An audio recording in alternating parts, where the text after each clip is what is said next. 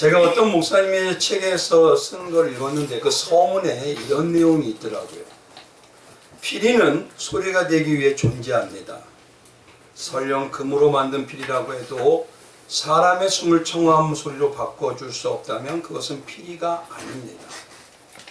연주자의 능력은 연주를 통해서 드러납니다.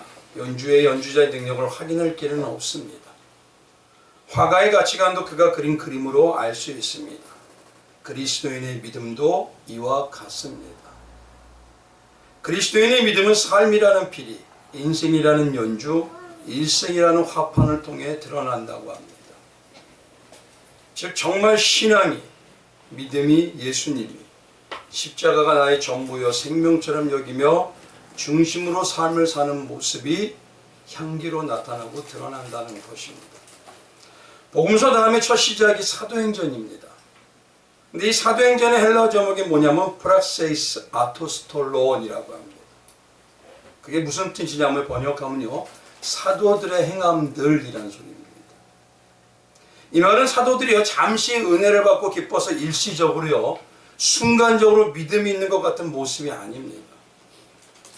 그들이 전 삶에 보이는 모습이 무엇이 항상 중심이고 최고의 가치로 여기는지를 보여주는 삶이었다는 것입니다. 결국 그들이 믿는 영접하고 생목으로 여기는 예수 그리스도의 복음이 최고의 가치로 여기는 삶이 늘 풍겼다는 것입니다. 바로 그것이 삶과 행복의 행함의 복음으로 입증되는 피리요, 연주요, 화판인 것입니다. 우리는 정말 무엇이 최고의 가치로 여기는 삶은 늘 보이고 있습니까? 무엇이 최고의 가치로 여기는 삶? 근데 우리는요, 최고의 가치가 예수님이라고 합니다. 근데 말씀은 언제 읽은 모습을 보였는지요, 읽는 모습을 보기가 참 어렵습니다. 십자가라고 하면서 조금 힘들면 또 내가 힘들까봐 어려우면 조금씩 물러가는 것입니다. 정말 살려주시는 은혜를 받은 성도라면 이 모습은 아닌데 하는 생각이 수시로 들기도 합니다. 많은 분들이 생각할 때 잘못 생각하는 중에 하나가 뭐냐면 설교 들은 것을요 말씀을 묵상하고 곱씹은 것으로 착각합니다. 그건 들은 것이지 곱씹은 게 아닙니다. 듣고 가서 또 곱씹고 그걸 소화시켜야 되는 것입니다. 결국 뭐냐면 설교를 들은 것으로 착각하고 있는 거기서 끝난다는 것은 예수님을 만났다고 하면서 온전히 가치관이 변화된 그리스도인의 회개 회복 신앙이 아니라는 것입니다.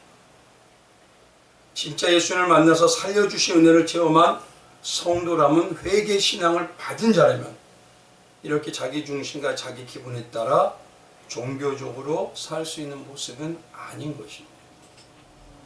그래서 지난 시간에요 베드로를 통해 다 굴기 전에 베드로가 3번 부인한 내용, 그 내용을 통해서요 예수님께서 이런 베드로와 같이 믿는다고 하면서 언제나 나 중심으로 종교적인 모습으로 신앙으로 다시 떨어질 때 그 세우시고 회복하는 회개 신앙의 방법이 무엇인지에 대해서 말씀을 드렸습니다. 예수님께서 이루시는 영적 회복의 방법은 우리 자신이 얼마나 나 중심으로 나 영화를 위해, 나의 영화를 위해 예수님과도 이용하고 사는 자인지, 나의 신앙 안에서 나를 절절하게 보는 것입니다. 혹시라도 우리가 신앙생활을 한다면서 베드로처럼요 당장 나에게 불이익일 것 같은 일도 아닌데 이미 내 생각으로서 위협이나 불이익이 당할까 봐 이 베드로처럼 부인하려고 준비하는 모습은 아니냐는 것이죠. 그래서 예수님께서는요 우리의 실체를 온전히 드러내며 베드로에게 하듯이 우리를요 다시 그 회개의 자리, 다시 내가 죄인 되었던 자리, 그 자리에서 회복시키는 것입니다. 그래서 신앙을 다시 회복시키고 다시 뜨거워지려면요 여기서 그냥 가겠지? 아닙니다. 다시 출발점으로 가셔야 돼요. 초심으로 가셔야 돼요. 내가 주님을 어떻게 만났는지, 내가 주님을 어떻게 만나서 여기까지 오게 하셨는지, 그것을 다시 찾지 않으면, 그 처음 사랑을 찾지 않으면요 찾을 수가 없어요. 그래서 진짜 진정한 회개의 신앙이 뭐냐면 누가복음 15장의 탕자라고 말씀을 드렸습니다. 우리가 신앙으로 산다고 하지만 올 때부터인가 아버지의 그 끝없는 사랑, 그 풍요롭게 신앙으로 주시는 아버지의 집에서 그 사랑을 잃어버리고 살아요. 그러니 이제는 어느 때부터인가 나만을 위해서 살겠다고 세상과 같이 짝하며 허랑방탕한 삶을 살아요. 그리고 그 삶을 살다가 다시 아버지에게 돌아오는 내용입니다. 그 아버지에게 돌아오는 찾으시는 그 은혜가 임할 때는요, 회개를 통해서 반드시 뭐가 있냐면 감사가 넘쳐나오게 하죠. 그래서 그 감사의 신앙이 이제는 주님 어디로 이끌거든지 그 삶을 살아내겠습니다 라고 순종하는 자족하는 신앙으로 변화되는 것이죠. 우리 세상에 이런 말이 있죠. 많이 아실 거예요. 호의를 뭘로 한다? 권리로 한다. 예수님께서 호의와 은혜를 우리에게 베풀어 주셨습니다. 근데 지금은 마치 그 은혜를 권리로 받아들이고 있어요. 지금 기독교는 어떻게 보면 이 말이 딱 맞는 것 같습니다. 하나님께서 영원히 죽어서 지옥에 갈 수밖에 없는 우리 그 우리를요 아무 잘한 것도 없이 아무 조건도 없이 나를 살려주시고 보호해주시고 지금도 하나님의 이름을 걸고 스스로 약속해주시고 해내가고 계십니다. 근데 우리는 여전히요 순간순간 연약하잖아요. 잔열하면서 부족하잖아요. 그러면서 뭐라고 하냐면 하나님도 내가 없으면 소용없잖아요. 이런 일을요 가끔 스스로 듣습니다. 마치 우리가 뭘 하냐면 예배도 드려드리는 것 같아요. 신앙도 마지못해서 하나님이 원하시니까 아버지 원하니까 그냥 해드리죠.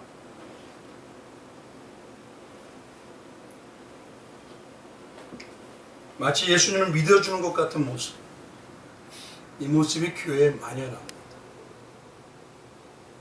그렇지 않다면 우리의 예배가 이렇게 순간순간 내 뜻대로 바꿀 수는 없습니다. 정말 이 시대의 교회가 믿음의 선진들이 깨달았던 그 생명을 걷던 은혜, 그 은혜를 정말 알고 있는지, 말씀에 대해서는 훈련을 받고 너무도 성경 공부를 통해서 많이 알고 있는데 지금 그 은혜를 정말 그들만큼 성경이라고 그렇게 우리처럼 체계적으로 없는 그들이 믿었던 그들만큼이라도 우리가 가지고 있는지 한번 생각해 봐야 됩니다. 오늘은 이제 예수님께서요 베드로의 세 번 부인을 통해서 말씀하시고 회개신앙을 말씀해서 연결시켜서 베드로 앞에 이 빌라도 앞에 예수님이 그 앞에 서게 됩니다. 예수님을 통해서 정말 우리가요 우리의 신앙이 추구하고 구도자로 살아가는 신앙의 모습이 정말 나는 어떤 것을 추구하는지를 한번 찾아보셔야 됩니다. 참 전능하신 하나님이시지만 초라한 모습의 십자가의 예수님을 진짜 원하는 성도인지, 아니면 신앙으로 포장해서 내 세상 욕심과 욕망을 채우기 위해서 바라바처럼 삶을 추구하는 종교적 모습은 아니지. 오늘 이 시간에 우리 자신을 깊이 한번 들여다봐야 됩니다. 오늘 본문의 말씀을 줄거리를 보면 이렇습니다. 겟세마네 동산에서 예수님이 잡히십니다. 그런데 그러고 난 다음에 재판이 아주 신속하게 이루어져요. 지난 시간에 안나스의 집에서요 베드로의 세 번 부인의 사건이 있었습니다. 그런데 그날 24절에 보니까 그 저녁에 제대제사장 가야바의 집으로 또 옮겨요. 그리고 그 가야바의 집에서 밤에 유대 총독의 빌라도의 법정에 서게 됩니다. 아주 급박하죠. 무슨 변론도 없고 아무것도 없어요. 근데 본문에는 없지만요 23절 누가복음 23장에 가보면 빌라도가 뭐라고 하냐면 이 사람은 갈릴 사람 아니냐라고 하면서요 예수님에 대한 그 책임을 회피하기 위해 당시 갈릴 지방을 다스렸던 헤로당, 직문하면 헤롯 빌립이죠. 그에게 보냅니다. 근데 헤롯이 예수님을요 뭐라고 하냐면 이적을 한번 행해봐라. 너 메시아라고 하지 않았느냐? 그러면서 조롱합니다. 그리고 업심여기며 빛난 옷을 입혀서 다시 빌라도에게 보냅니다. 그리고 나서 빌라도가 그날 아침에요, 예수님을 십자가에 매달고 사형 선고를 내렸다는 내용입니다. 사형 선고를 하기 전에 그 중간에요, 빌라도가 예수님에게 반역죄라고 하는 중죄에 대해서 몇 가지 질문을 하지만요, 찾지를 못합니다. 이는 반역을 하는 것이 없었거든요. 그래서 여전히 책임을 회피하기 위해서 뭐라고 하냐면, 6월절 명절에 범죄자 한 사람을 놓아주는 전례가 있지 않느냐? 그러면은 빌라도는 뭐냐면 예수님을 풀어달라고 할 것이라고 생각했었습니다. 근데 유대인들이요, 완전히 틀려져 버려요. 예수님은 죽이고 바라바를 달라라고 얘기합니다. 그래서 오늘 핵심은요, 이 과정 속에서 빌라도와 예수님의 대화 속에 나타나는 진리의 핵심에 대해서 말씀을 드리기 원합니다. 28절에 한번 보시면요, 28절에 보면요, 유대인들은요 빌라도의 관정이라는 곳에서 따라 들어가지 않았습니다. 왜 따라 들어가지 않았냐면요, 이방인의 관정에 들어가면 자기들은 불결하다고 생각했어요. 그래서 6월절 잔치를 먹지 못할까봐 그들은 사람을 죽이라고 선포하면서요 그곳에 안 따라갑니다. 겨우 6월절 잔치 먹겠다고. 말씀을 가만히 보면요, 우리 신앙 고백이 빌라도에게 고난을 받으사라고 얘기하지만요, 솔직히 빌라도는요 예수님을 풀어주기 위해서 무척 애를 썼던 사람입니다. 오늘 보면 19장 12절 한번 가보십시오. 19장 12절 거기에 이렇게 써있죠. 이러므로 빌라도가 예수를 놓으려고 힘썼으나, 얼마나 힘썼으면요 성경에 이렇게까지 기록이 되어 있습니다.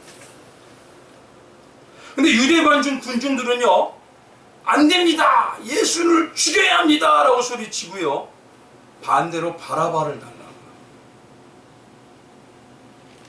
근데 여기서 놀라운 건요, 갑자기 빌라도가요 그렇게 살려주려고 힘썼다는 그가 마음이 한순간에 바뀌어버려요. 그래서 예수님을 십자가에 못 박으라고 보냅니다. 아니, 살려주려고 했던 그가 갑자기. 그래서 오늘 본문 말씀에는 한번 보시면요, 요한복음 18장 40절과 19장 1절에 보시면 뭐라고 하냐. 19장 1절에 이에 빌라도가 예수를 데려다가 채찍질하더라 라고 합니다. 근데 이 말씀의 내용에 여기는 없지만 이 내용에 상당히 많은 분량이 다른 곳에 있습니다. 중간에. 그래서 찾아봤더니만 왜 빌라도가 마음을 바꿨을까 순식간에. 근데 그 내용이 마태복음에 있더라고요. 바로 그 사이에 있었던 사건 때문에요, 빌라도가 마음을 급히 바꿔서 예수님이 십자가에 못 박으라고 합니다. 그래서 이 사이에 있던 사건이 무엇인지 마태복음 27장을 가보니까요, 거기에 21절부터 이렇게 되어 있습니다. 총독이 대답하여 이르되 둘 중에 누구를 너에게 놓아주기를 원하느냐. 이르되 바라바로소이다. 빌라도가 이르되 그러면 예수 그리스도라 하는 예수를 내가 어떻게 하랴. 그들이 다 이르되 십자가에 못 박혀야 하겠나이다. 빌라도가 의문이 되어서 그렇습니다. 그럼 어쩌이냐, 무슨 악한 일을 하였느냐. 빌라도는요 이미 알고 있었습니다. 왜냐하면 빌라도는 거기 총독이에요. 그러면 총독이면 내가 다스리던 나라에 있었던 사건을 모르나요? 분명히 유대인들이 메시아라고 했어요. 메시아라는 사상은 유대인들에게 어마어마하게 중요합니다. 그렇게 불렸던 예수를 살려달 것이라고 생각했었는데 갑자기 바뀝니다. 그들이 뭐냐? 더 소리질러 이르되 십자가에 못 박혀야 하겠나이다 하는지라. 빌라도가 아무 성과도 없음을 느꼈어요. 근데 하나를 가지고 이제는 덜컥 겁이 났어요. 그게 뭐냐? 도리어 밀란이 나려는 것을 보고, 이것이 두려워서요 급하게 마음을 바꿔버립니다. 그래서 그가 뭐하냐면 물을 가져다가 무리 앞에서 손을 씻으며 이르되 이 사람의 피에 대하여는 무지하니 너희가 당하라. 백성이 다 대답하여 이르되 그 피를 우리와 우리 자손에게로 돌릴지어다 하거늘 이에 바라바는 그들에 놓아주고 예수는 채찍질하고 십자가에 못 박히게 넘겨주니라. 왜 그러냐면요, 밀란이 날까봐 순간 겁이 덜컥 나다. 이것처럼요, 요한복음에 나와 있지 않지만요, 말씀의 줄거리를 보면요, 빌라도는요 예수님에 대해서 어느 정도 알고 있었습니다. 혹시라도 자기가 다스린 유대 땅에서요 무엇인가 큰 잘못된 일이 벌어지면 이 총독은요 로마 황제에 가서 질책을 받습니다. 그러니 몰랐다는 것은 말이 안 돼요. 분명히 얼마 전까지 유대인들은요 예수님을 자기들이 그렇게 오매불망해서 기다렸던 메시아라고 소리 질렀습니다. 이가 메시아다, 메시아다. 나뭇가지를 흔들면서 막 춤췄죠. 다윗의 자손이요, 왕의 이름으로 오시는 분이요, 기적을 베푸는 선지자예요. 로마 군사들이 예수님께 가까이 가려고 하면요 그들은요 무리를 지어서 예수님을 막았습니다. 뭐 건들지 못해요. 우리만께 그렇게 중요한 분이요. 근데 어떻게 이렇게 빨리 한 순간에 사형 선고를 내리지 않으면 폭도로 변해서 빌라도에게 공격할 기세, 그것이 무서워서 예수님을 죽음의 길로 보낸 겁니다. 당시 최고의 힘이라는 로마의 총독이 두려워할 정도였습니다. 성도라는 이름을 가졌지만 생명을 살리는 게 아니라 세상의 가치에 묶인 자들은 이같이요, 하나님이 메시아라고 해도 자기 것을, 자기 세계를 건들면 철저하게 미워합니다.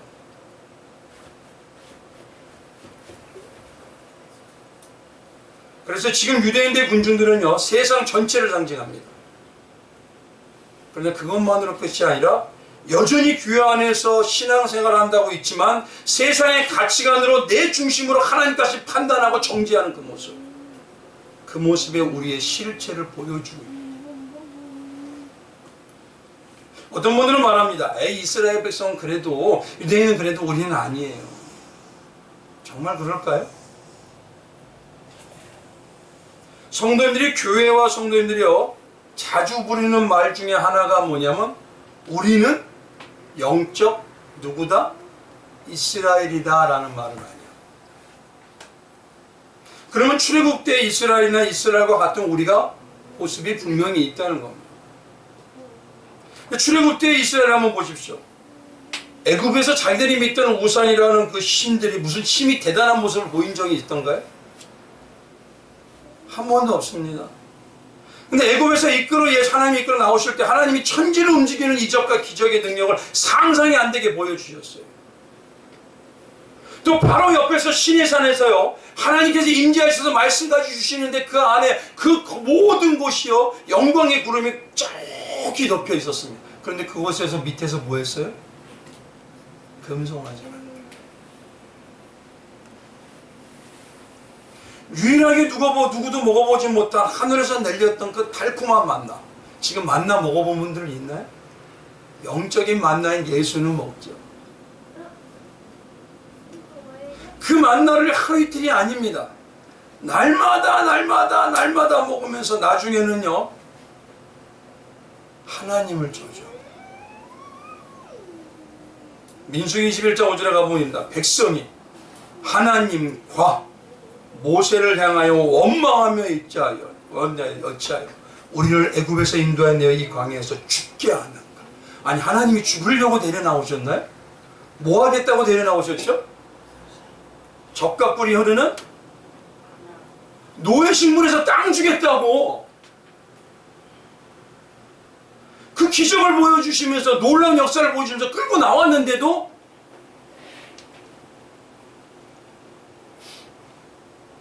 이 광야에서 죽게 하는가라고 합니다. 그러면서 이곳에는 먹을 것도 없고 물도 없도다. 우리 마음이 이 하찮은 음식을 싫어하노라. 하찮다는 이 음식이요 예전 세계에는 박한식물이라고 그랬어요. 근데 그게 무엇이다면 형편없는 음식이라. 저는 한번 먹어봤으면 좋겠다.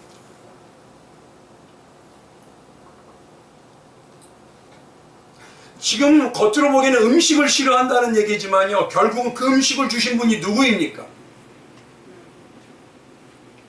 하나님까지도 내 기분에 좀 안 맞으면 언제든지. 제가 농사를 좀 지어봐서 알겠는데요, 이스라엘은 농사를 한다고 뜨거운 태양별이 그 빛이 장렬하죠. 그곳에서 물을 끌어다가 대주기 위해서 땀을 한번 빵빵 흘려본 적이 있어요, 없어요? 그냥 하늘에서 내리는 거 걷어들였을 뿐. 그 음식을, 식물을 키우기 위해서는 어떻게 해야 되죠? 지금은요, 그래도 거름이라고 포장돼서 나오죠. 예전에는 어떻습니까? 우리 예전에 제가 알지 똥찌개 지고 다니는 분들, 그때 저 어렸을 때 봤어요. 더러운 짐승의 똥을 퍼다가 기름을 준 적도 그들은 없어요. 1년 내내 노력한 거 한 번도 한 적이 없습니다. 매일 기적같이 먹여주셨어요.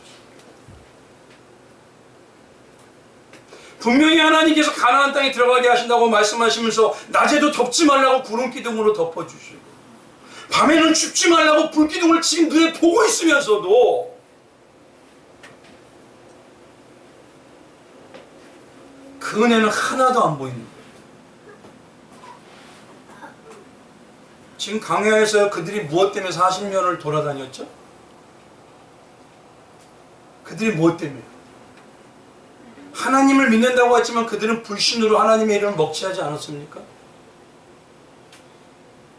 그 불신의 죄 때문에 광야에서 사는데 마치 자기들은 아무 잘못이 없는데 하나님께서 억지로 나를 이렇게 만든다고 하듯이, 모세를 원망한다는 거죠. 결국 하나님에게 원망하고 저주한다는 거죠.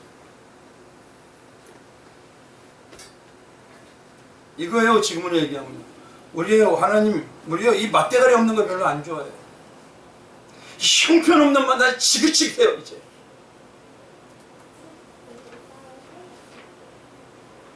만약에 한번 여쭤볼게요. 이 예배가 중세처럼요 돈을 많이 내든가 귀족들만 드릴 수 있다면 어떻게 됐을까요? 아마 평민들은요 예배 한번 드리게 해달라고 갈급해서. 중세시대에도 그랬거든요. 추교회경이나 그런 사람들이 드리지 마라 하면 드릴 수도 없었어요. 근데 우리는요 이 아름답게 베풀어준 후일을 마치 당연하게 나는 먹는 권리로 받아들여서 은혜를 잃어버리는 거죠.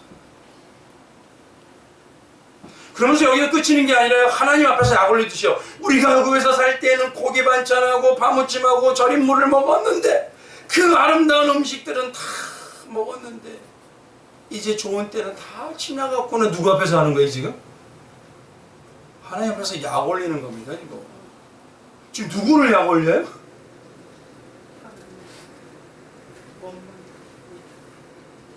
한번 물어보겠습니다. 조금 끔찍하고 내가 뭔가 ጭ끔 움직이려고 하면 채찍질로 마구 때렸던 노예 생활이 그렇게 좋던가요? 정말 좋던가요? 출애굽기 3장에 보면요, 이스라엘이 노예 삶이 너무도 힘들고 지긋지긋해서 하나님한테 부르짖었다고 합니다. 자기들이 부르짖었어요.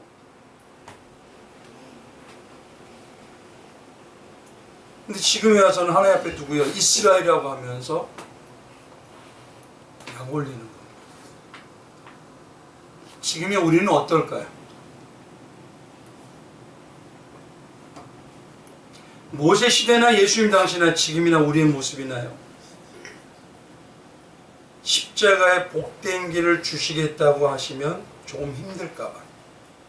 하나님도 그러시면 안 돼요. 우리는 그렇게 합니다.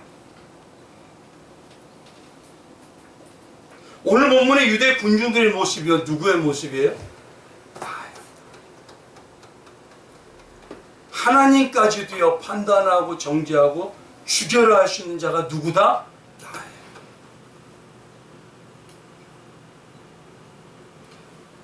빌라도 보고서를 보면요, 당시 유대 총독이었던 빌라도는요 총독이지만 그렇게 병력이 많은 것 같지가 않더라고요. 좀 부실한 군사들을 가지고 있어요. 그래서 그 병력으로 유대 사람들을 다 장악할 수 없기 때문에 그들은 뭐 했냐면요, 빌라도는 유대 사람들의 지도자들의 비율을 맞췄어요. 같이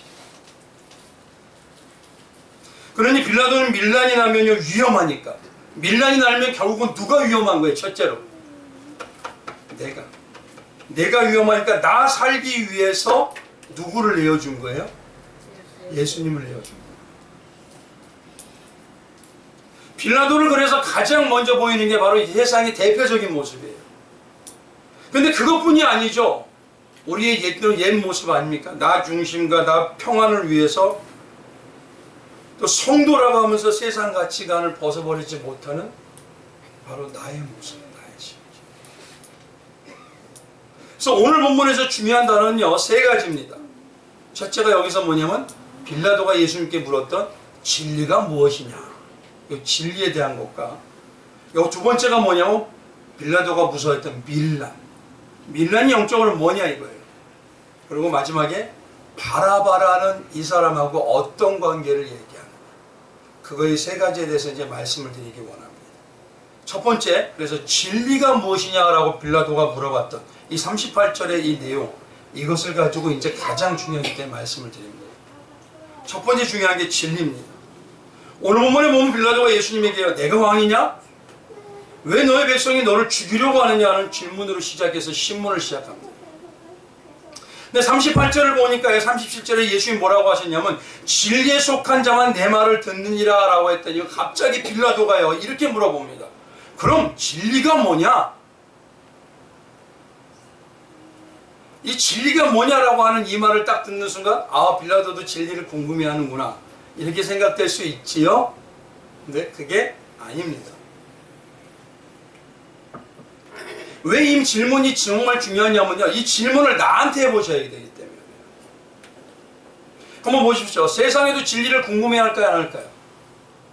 어느 정도는 궁금해해요. 그래서 뭐냐면 철학이라는 게 나오고 종교라는 것도 나온 겁니다. 근데 중요한 거는요. 진리를 알려고 하는 그들의 목적이 뭐냐는 거예요. 이게 중요한 겁니다. 그럼 우리의 목적은 진리를 알려고 하는 목적이 뭐냐는 거예요. 우리는. 이제 한번 잘 보십시오. 빌라도가요. 진리가 뭐냐라고 물어봤으면요. 궁금하다는 소리 아닌가요? 그러면요. 이 진리를 물어봤으면 대답을 들어야 되잖아요. 그런데 한번 38절 봐보십시오. 빌라도가 이르되 진리가 무엇이냐 하더라. 그러고 난 다음에 곧바로 이 말을 하고 다시 유대인에게 나가서 이르되 진리가 뭐냐고 궁금해서 물어봤다고 하면서 그냥 물어보기만 하고 휙 나가버려요. 그럼 보십시오. 정말 이 빌라도가 진리를 알고 싶은 거예요? 아닙니다. 오늘 본문에 나타난 진리가 뭐냐는 이 말을요. 원어대로 해석을 하면 뭐냐면요. 야 예수야. 진리가 널 살리냐? 진리를 아는 자가 지금 이 꼴이냐? 이 얘기하는 겁니다. 이게. 진리를 안다며 그래 진리라는 자가 이 꼴 당하고 있어? 그럼 여기서 우리 성도님들에게 한번 물어보겠습니다. 진리가 무엇입니까?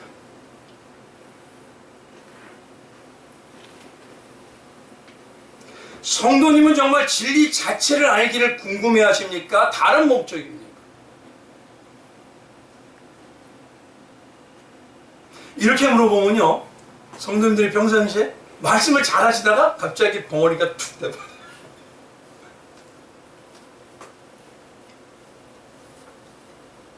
그럼 성경이 말하는 진리가 뭘까요? 성경이 말하는 진리는 요한복음 14장 6절에 뭐냐면 예수님이 이러십니다. 예수님께서 이러시되 내가 곧 길이요 진리요. 예수님이 진리 자체시라는 거예요. 예배소서 1장 13절에는요 뭐라고 얘기하시냐면 바울이 이렇게 얘기합니다. 그 안에서 너희도 진리의 말씀이 뭐가 진리다? 말씀이 진리되 말씀 중에서 곧 너희 구원의 복음을 듣고 구원의 복음이 진리라는 것입니다. 그럼 결국 성경에서 말하는 진리를 궁금해한다는 것은 이겁니다. 진리이신 예수님 자체를 진리이신 예수님의 살아계신 십자가의 은혜를 그 은혜만을 궁금해한다는 겁니다. 다른 목적이 아니라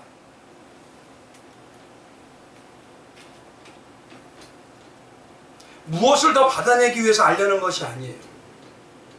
진리 자체인 예수님을 더 체험하기를 원하고 더 알고 싶어. 진짜 예수님이 계신 십자가의 삶이 궁금하고 그 은혜의 진리를 추구하는 것. 이것이 바로 뭐냐면 성도가 신앙생활을 통해서 진리이신 예수님을 알고 싶어하는 방향인 거죠. 물론 처음에는요 진리만을 추구하기 위해서 신앙생활을 하진 않습니다. 어떻게 하죠? 다른 목적을 가지고 예수님을 통해서 세상을 것들 아니 다른 것을 더 얻겠다는 마음으로 시작을 합니다. 근데 신앙생활을 하면 할수록요 성령께서 우리를 만지시고 인도하시고 이끌고 가시니까 어떻게 되냐면 예수님을 점점 깊이 알아요. 그러면 어떻게 되냐? 예수님을 사랑하는 자가 돼요. 예수님 그대로를 사랑하는 자가 돼요. 사랑하기 때문에 사랑하는 대상에 대해서 알려고 하는 것이지 이제는 아무것도 없어도 사랑하는 예수님을 더욱 알려고 하는 것입니다. 그를 추구하고 그를 알려는 구도자의 삶 삽니다. 그게 진리를 궁금해하는 거죠. 그래서 진짜 진리인 예수님을 궁금해하는 자는요 누구밖에 못하느냐? 성령께서 오직 예수님을 사랑하게 하는 자만 할 수 있는 신앙이 바로 뭐냐면 진리를 궁금해하는 신앙. 사랑하기 때문에 그 사랑의 대상을 더 알기를 원하죠. 그래서 예수님께서는요 예수님이 뭐라고 하시냐? 수많은 말씀에 제자들에게 뭐죠? 너희는 뭐하라? 사랑하라 라고 하는 거예요. 목적을 가지고 사랑을 가정하는 척하지 말고 진짜 사랑해봐라 그대로만을. 그러면 진리가 너희를 자유하게 할 거예요. 그래서 뭐라고 하죠? 예수님이 너희를 아버지 하나님의 아들이 너희를 자유하게 하라. 그럼 다시 묻겠습니다. 저와 성도님이 정말 사랑하는 예수님만을 더 알고 싶어서 진리를 추구하는 신앙입니까? 아니면 내가 원하는 세상의 것이나 다른 어떤 복 그것을 받겠다고 진리를 추구하는 종교입니다.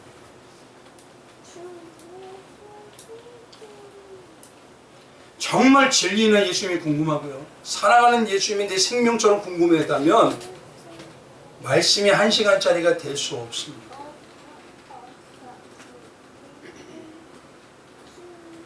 한번 여쭤볼게요. 지금 우리 주부에요 말씀에 대해서 공부하는 부분이 있죠. 뭐죠? 무슨 성경? 이름도 모르시죠? 그 하이델베르 교리고 뒤에 보면 무슨 성경?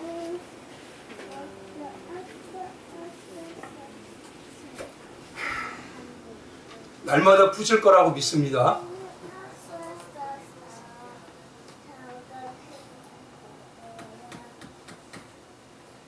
맥체인 성경이잖아요.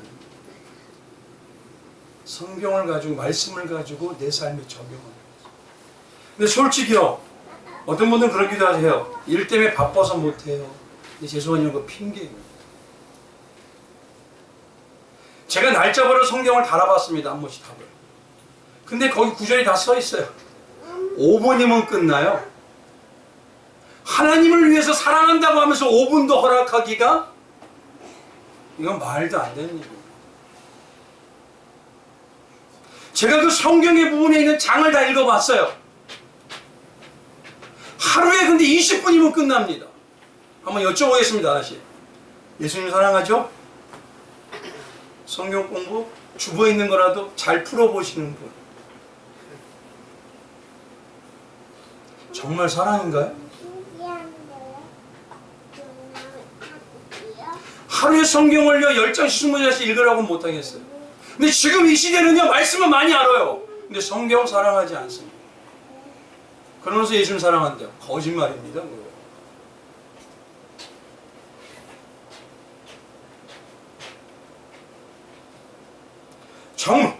진리인 말씀인 예수님이 궁금해서 묵상하는 매일의 삶입니까? 아니면 누가 이렇게 했더니 잘되고 부자되고 성공했다고 하는 간증만을 기억하길 원하는 삶입니까?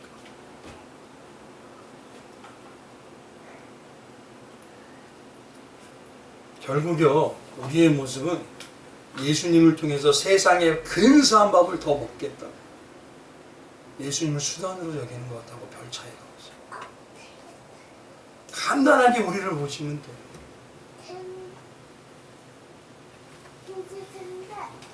그러니 지금 나의 신앙이 진짜 예수님을 사랑하고 내 가족처럼 알고 체험하고 살려는 진리를 추구하는 삶인지, 아니면 다른 목적의 삶으로 내가 예수님을 바라보는지 나를 돌아봐야 합니다.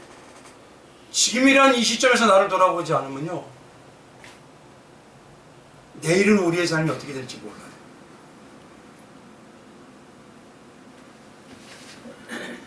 전에 말씀드린 대로 진짜 진리를 나서서 예수님과 가족이 되는 성도는요, 예수님과 가족이 되면 보십시오.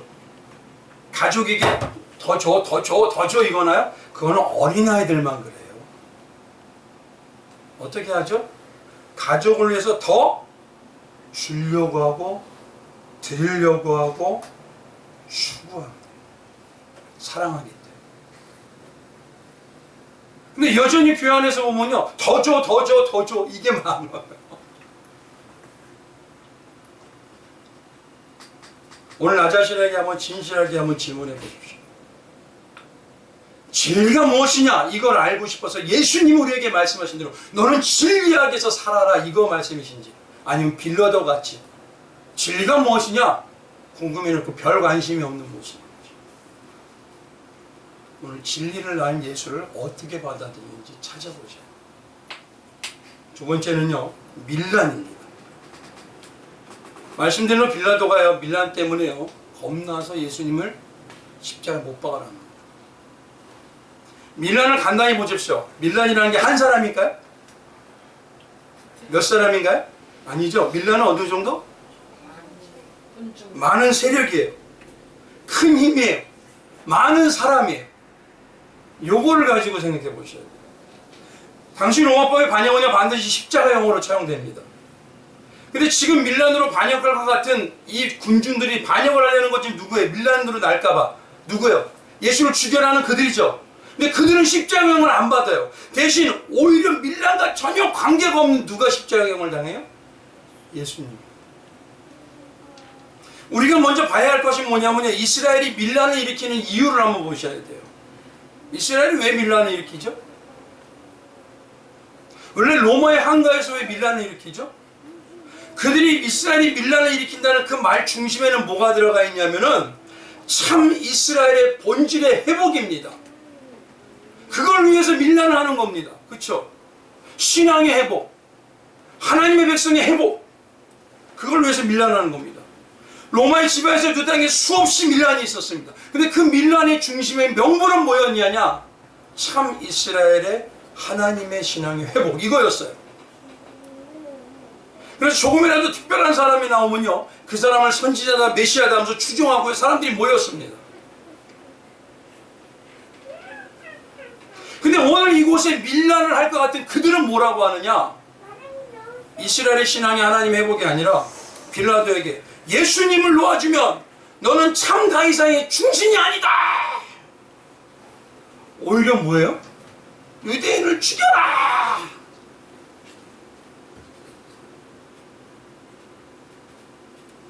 밀란을 일으키고 갔던 지도자 같은 그들이 오히려 지금 밀란을 명분으로 뭐하냐?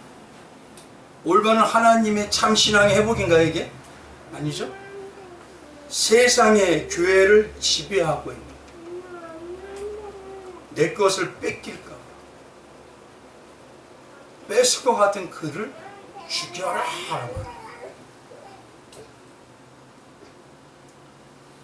입술과 명분은 참 거창해요. 이스라엘의 민족의 회복, 하나님의 신앙의 올바른 회복. 지금도 그렇죠. 초대교회로 돌아가죠. 왜 하죠? 왜 합니까? 초대교회로 돌아가죠. 신앙의 회복 아닙니까? 근데 신앙의 회복을 뭘로 받아들이냐? 많은 사람이 오는 거. 뭐가 신앙의 회복이죠? 과연?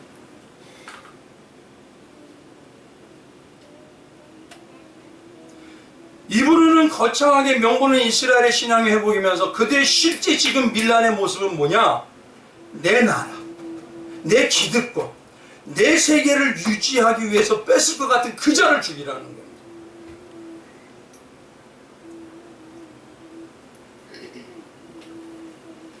결국 하나님의 세계가 아니라요, 자기 세계를 위해서 하나님도 이용하는 거예요.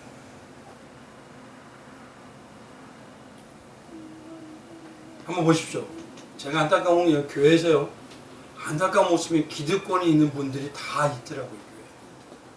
근데 그들의 나라를 흔들면요, 어마어마합니다. 이 파장이. 파와 당이 지어지고요, 어느 때부턴가 하나님의 일을 방해합니다.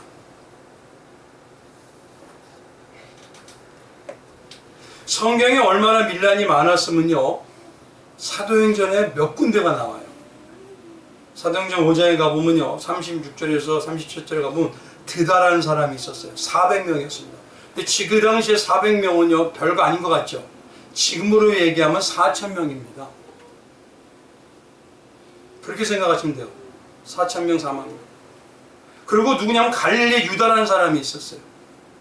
그도 밀란을 일으키던 사람입니다. 사도행전 21장에 가보면요, 뭐라고 하냐면 38절에 내가 이전에 소요를 일으켜 자객 4,000명을 거느리고 강해하러 가던 애굽인이 아니냐. 4,000명이 누구냐면요, 사람을 죽이는 게 전문이에요. 당시 4,000이면 지금 몇 명이요? 4만에서 10만입니다. 유대인들이 볼 때 이들은 독립투사였어요. 그러나 솔직히 한번 보십시오. 지금 이 밀란을 내세워서 빌라도를 위협하는 게 독립을 위해서, 하나님의 나라를 위해서인가요? 아니죠.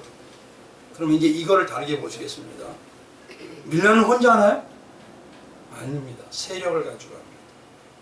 오늘 본문을 보면요, 사람 수로, 그들의 파와 당의 세력으로 진리이셔야 하는 예수님은 죽이고, 죽어야 마땅한 바라바는 살려내라고 합니다. 반대로.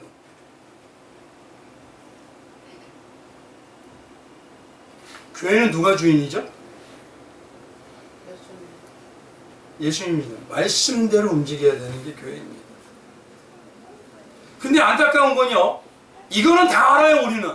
근데 교회 안에 보면요, 사람의 다수결에 의한 그 세력으로 움직여요. 어떤 특정적인 사람이나 특정적인 목자라는 저 같은 사람들이 움직여요. 그래서 바울은 어디까지 얘기했냐면요, 얼마나 이런 일이 많냐면, 내가 갈라디아서 1장 10절에요, 내가 사람을 좋게 하랴? 누구를 좋게 하랴? 하나님을 좋게 하랴. 교회는 오직 예수를 중심으로 해요. 다 같은 말하고 다 마음이 합해야 됩니다. 그래서 고린도서 1장 10절에 바울이 그렇게 얘기하는 것입니다. 우리가 신앙 안에서요, 다양한 의견이 있을 수 있을까요, 없을까요? 있죠. 근데 그게 성경적인 은혜 가운데, 모든 내용들이 다 성경적인 은혜 가운데 있다면 사랑 중심으로, 은혜 중심으로 회의하시면 돼요. 근데요, 사람이 기득권의 말에 온전히 창념하고 그 말에 온전히 따라가는 건, 그건 교회가 아닙니다, 이미. 그래서 항상 말씀드리죠, 성도님들이. 저 목사인 저도 하나님 말씀대로 뜻대로 하려는 게 아니면 분별하셔야 돼요. 지금 이 세력이 있죠. 밀란이라는 게 세력이라 했죠. 사람 수라 했죠. 자기 파와 당이라 했죠. 이거를 지금으로 얘기해 보실게요, 신앙. 성도의 삶 전반에요, 사람들이 이렇게 많이 모이는 그룹이 있어요. 학연으로, 지연으로, 혈연으로. 같은 학교라고, 같은 직종이라고. 제가 어디 교회를 가보니까요, 의사는 의사끼리 모여요. 사업가는 사업가끼리. 학생들은 학생이 거의 끼지를 못해요. 이게 뭐죠, 도대체? 같은 취미라고, 같은 고향이라고, 같은 뭐냐면 정치색이 있다고.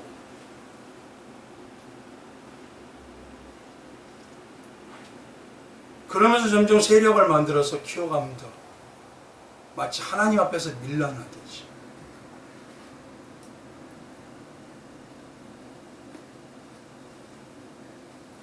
제가 예전에 섬겼던 교회에 원로 장로님이 계셨습니다. 그렇다고 오해 좀 잠시만요. 그분은 창립 멤버였고요. 교회 유지, 그 말의 유지였어요. 그 물질이 상당히 많았어요. 근데 교회 영적 질서와 말씀이 중심이 되는데 교회를 움직이는 그 모든 세력의 중심이 이분에게 물어봐야 돼요.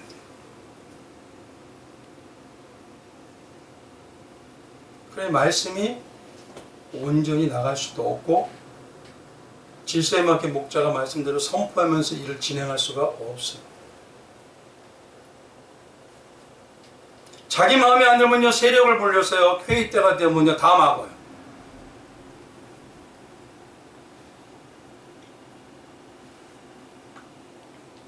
이와 같이 뭐냐면 밀란처럼요 세력을 가지고 사람 수를 가지고 교회를 움직이려고 하는 그런 모습들이 교회마다 너무 넘쳐나고 있습니다. 지금. 성도는 아무 힘이 없어도 아무것도 몰라줘도 진리신 예수님 때문에 살아내야 되는 자들이에요. 예수님은 세상의 힘을 껴가지고 세상을 천복시켜라 이렇게 말한 적이 한 번도 없어요. 성경에는요.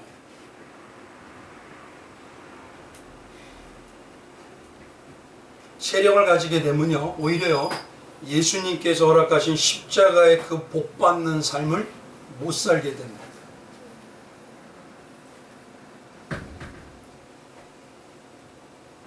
교회는 예수 중심으로 모이는 공동체이지 끼리끼리 모이는 집단이 아닙니다.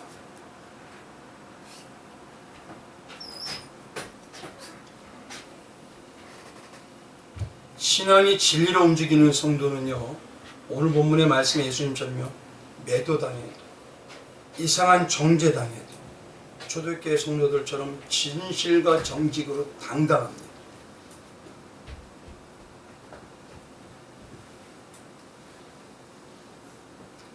정말 성도님과 저는 어떤 피리의 소리의 삶을 내고 계죠.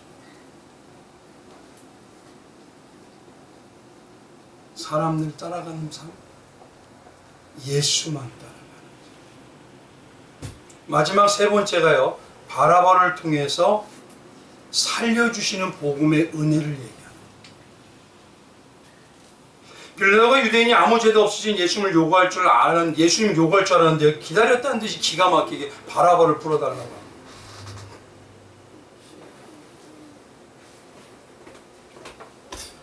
바라바를 살려달라는 것은요 결국 뭐냐면 쉽게 말하면 바라바나 그들이나 같은 종류라는 소리. 그럼 여기서 꼭 알아야 될 게 이겁니다.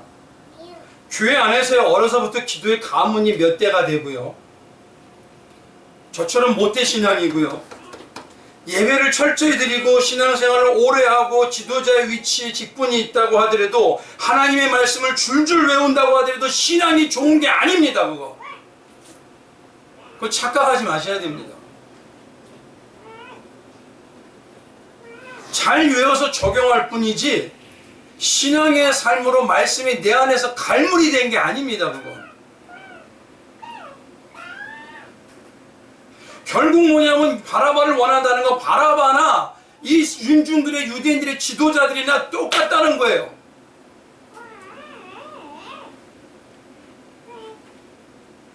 신앙이 박사라고요? 다 알죠? 근데 하나님이 박사일까요 정말?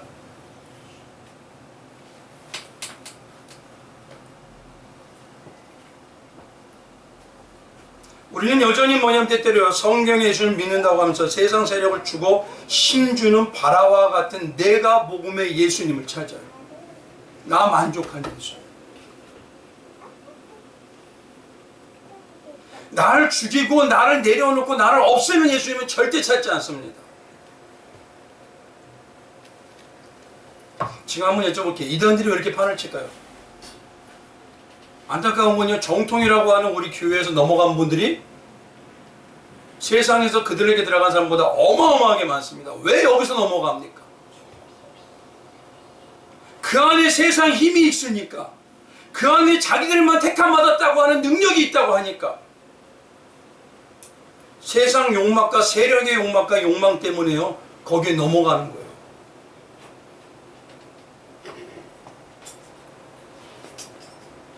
안타까운 거는요, 지금 교회라고 하는 우리가 세상 힘을 주고 부를 주는 바라바를 택하려고. 근데 여기서 중요한 게 이겁니다. 바라바는 누구죠? 반역자와 살인자예요. 그렇죠? 바라바가 지금 누구를 예표하냐면 극명하게 예수님과 딱 놓고 볼 때 바라바가 하나님까지 죽이라 하는 군중들도 이 안에 들어가 있어요. 자기만을 위해서 자기 욕심으로 살게 해놓은 빌라도도 이 안에 들어가 있어요. 지금 바라바가 뭐냐면 거기에 있는 이 세 부리를 다 포함하고 있는 사람으로 얘기하는 거예요. 근데요, 그런 죄인들을 위해 예수님이 죽으셨다는 복음이 거기에 선포가 돼요.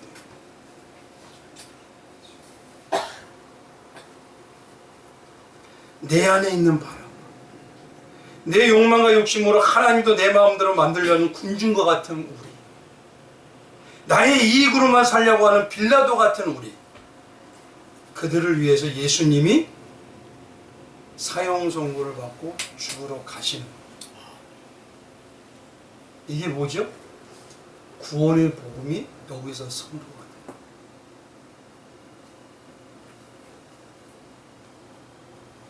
여전히 사람의 힘과 세력과 능력을 추구하면서 죽을 죄인에서 벗어나지 못하는 우리를 대신해서요, 예수님이 십자가의 은혜로 그 길을 가시는. 오늘 이 시간에 한번 생각해 보세요. 나는 진짜 예수를 원합니까? 바라바를 원하죠. 말씀을 이제 마칠게요. 신앙에서 가장 큰 문제가 뭐냐면요, 나에게 이제 죄인의식이 없어요.